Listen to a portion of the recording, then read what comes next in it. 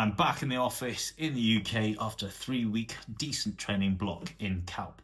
And this week for me, it's all about deloading and allowing the body to absorb all that hard training so I get fitter. And if you've ever wondered how to deload and what you should focus on, then this video is for you. Most of the literature that you'll see out there about deloading and recovering says that you need to focus and periodize your training in a way that you get progressive overload over a 3 or 4 week period and then pull back. For the most part, having a 3-week focus and then pulling back to allow recovery is a decent principle, but it depends on the athlete's age, what they've been doing in training age, what's been going on in their everyday life, and how good their sleeping patterns have been. So let's stick with a 3-week focus where you build and then 1 week where you pull back. What should you do? Rough rule of thumb is to pull back about 60% of your usual weekly volume. What about intensity? Should we add any in a deload week? Again, it just depends on where that cyclist or athlete has been with their training and how much volume and intensity they've done right up to that point.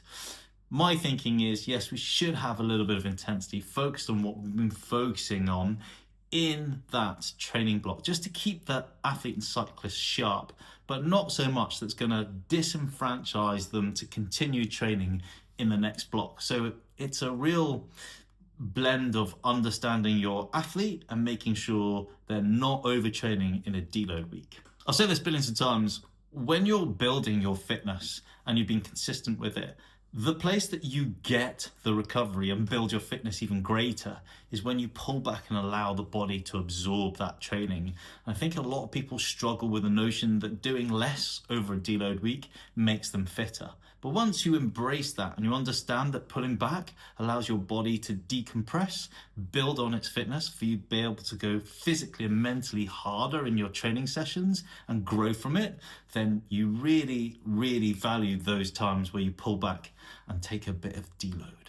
Tomorrow, I'll talk about strength training and deload week and should you even do any. If you like this video and you want to see the next one, hit a like and drop me a follow.